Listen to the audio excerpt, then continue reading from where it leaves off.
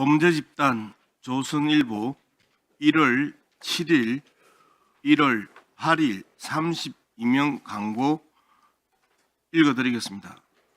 윤 대통령은 즉시 대통령직에 복귀하여 국가 통치권을 행사하시라. 부정선거 국회의 불법 탄핵은 원천 무효다. 윤석열 대통령의 12.3 계엄 선포를 강력히 지지합니다. 이 두 가지 광고가 범죄집단 조선일보 1월 7일, 1월 8일 32면 광고입니다. 장관께 묻습니다. 네. 마약을 제조하라, 마약을 살포하라, 이런 광고를 실으면 문화부는 어떻게 해야 되는 거죠? 그건 말이 안 되는 거죠. 말이 안 돼요. 네, 그렇습니다. 폭행을 모의하라, 폭행을 실행하라, 이런 광고가 실리면 문화부는 어떻게 대처해야 되죠? 뭐 싫게 해야 되는 거죠. 뭐 실게? 그럼요. 그런 광고를 어떻게 싫겠습니까? 살인을 모의하고 살인 집행을 실행하라, 이런 광고가 실리면 어떻게 해야 돼요? 안 되죠. 안 되죠. 네, 그렇습니다. 안 되죠. 12.3 계엄령 포고령 검토해 보셨습니까? 뭐 예전에 봤습니다. 지난번에 제가 강력하게 실무진들에게도 포고령 검토하라고 이야기를 했습니다. 모든 언론과 출판은 계엄사의 통제를 받는다. 포고령 3호. 이거 광고하면 됩니까? 안 됩니까? 광고를 누가 했나요? 저희 제가 지금 물어보는 거예요. 가상으로. 아니 그러니까 그 광고 자체를 그런 광고를 할 수 있는 단체가 있나요? 그건 잘 모르겠습니다. 제가 방금 읽어드렸죠. 네네. 윤석열 대통령의 12.3 계엄령 선포를 강력히 지지합니다. 포고령 1, 2, 3, 4, 5호. 계엄법에 따라 이를 위반할 시에는 처단한다. 가 마약을 살포하라, 폭행하라, 살인을 하라 라는 내용하고 동일한 내용들이었어요.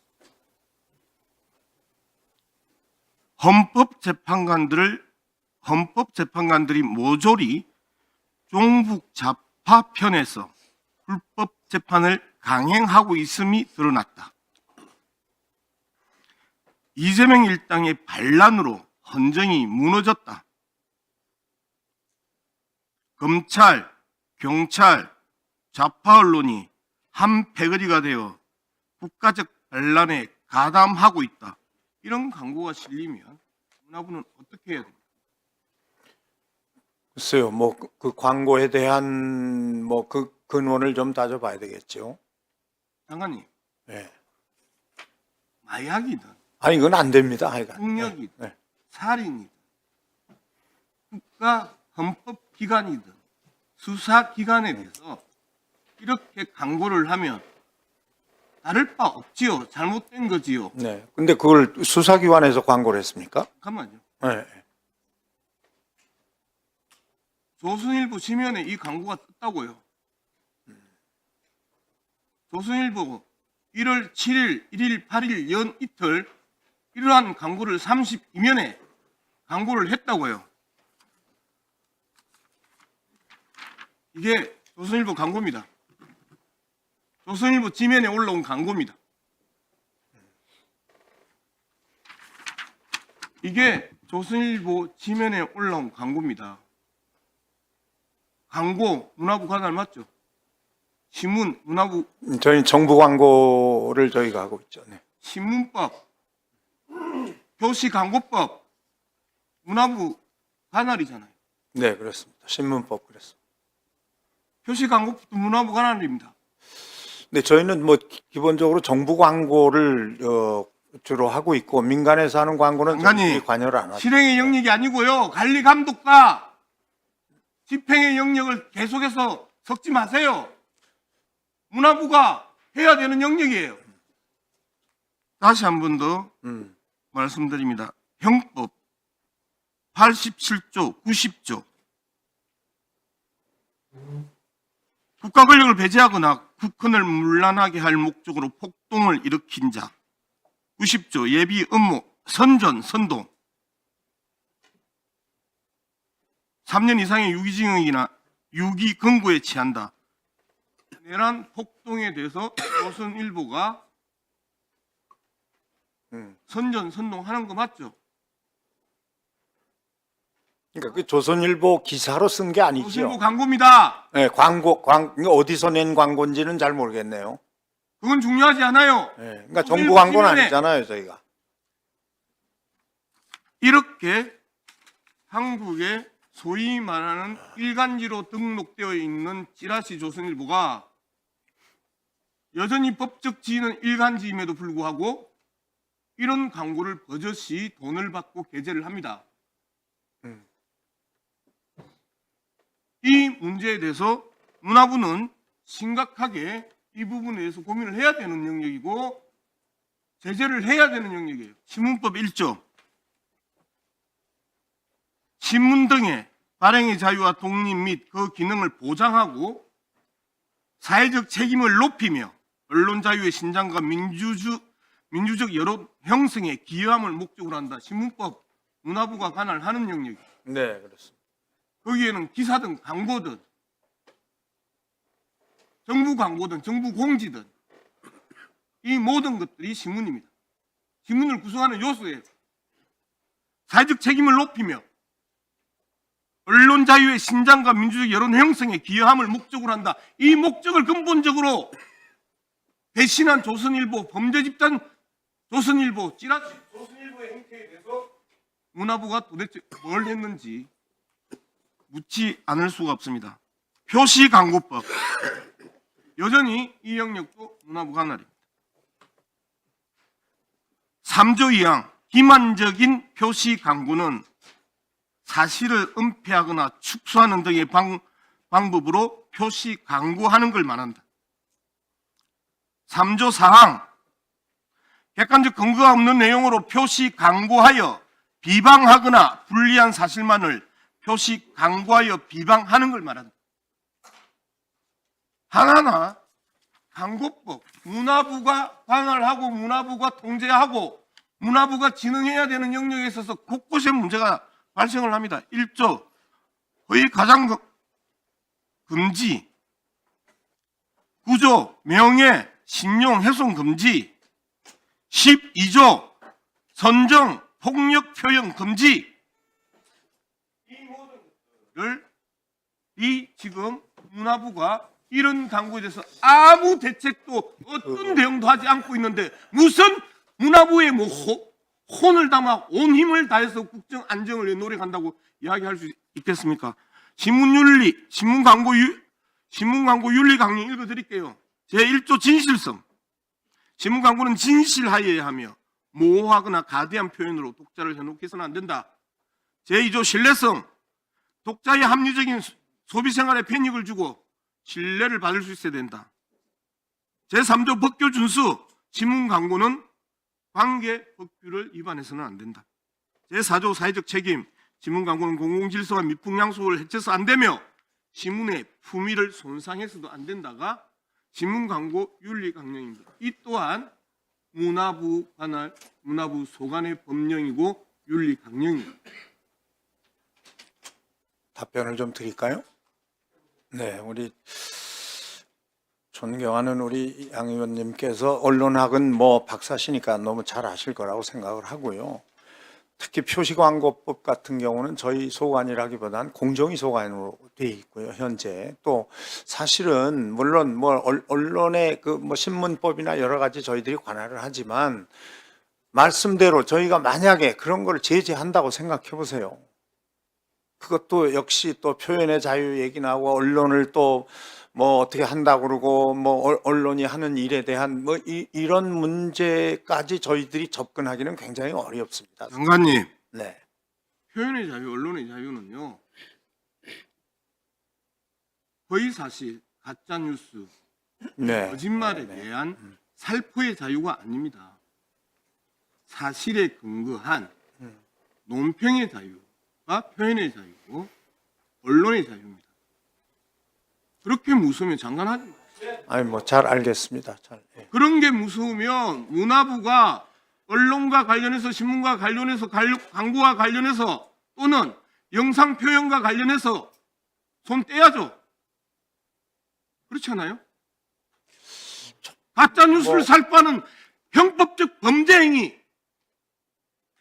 이 범죄 행위가 무서워서 논란이 무서워서 아니 논란이나 뭐 그런 행위가 무서워서 그런 것이라기보다는 우리 현재의 그 뭐 상식적으로 가지고 있는 그 언론에 대한 그 여러 가지의 제재는 잘못된 상식이에요. 네. 장관께서 말씀하시는 상식의 기반은 잘못된 상식이에요. 사실에 기반하지 않고 가짜 뉴스를 살포하는 조선일보 따위에 찌라시가 국민들을 선동하는 그런 광고를 올리고 내란에 선전선동하고 계엄을 찬양하고 뭐 그러니까 언론중재위나 기타 뭐 여러 가지의 방법으로 또 제재할 수 있는 길은 많이 있죠. 근데 마지막 질문을 합니다. 신문법에 보면요. 제28조 외국 신문의 지사 등의 설치 사망에 보면요.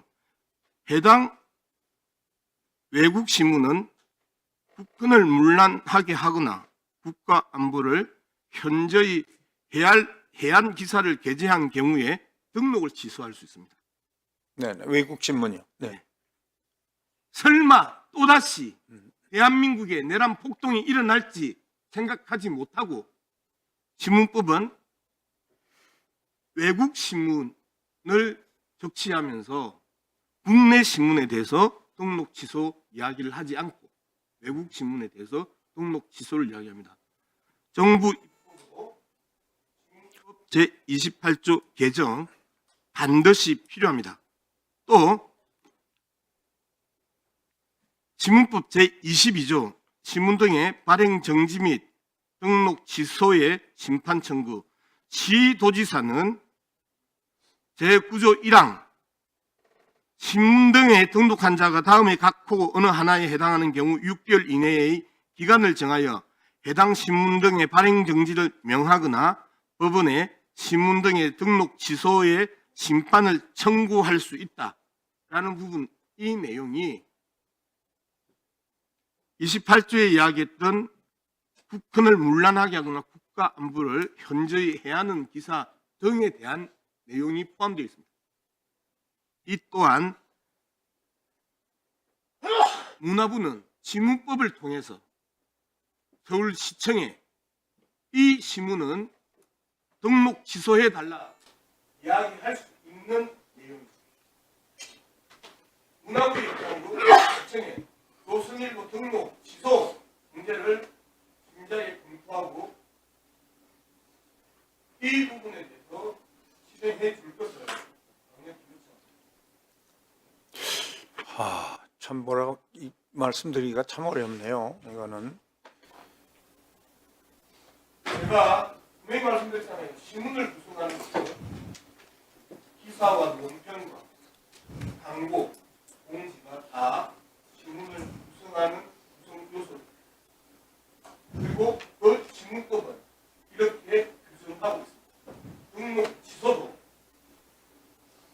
관할 신문법 관할 부처인 문화부가 서울시청에 요청해서 내란 폭동을 선동한 내용을 게재한 범죄 집단 조선일보의 등록 취소를 요구할 수 있는 겁니다. 그러니까 광고 낸 거를 이유로 선동 행위입니다. 그러니까 광고 자체가 뭐 이건 좀 모르겠습니다. 저는 아직 그렇게까지 생각을 안 해봐서 좀 검토를 해보겠습니다.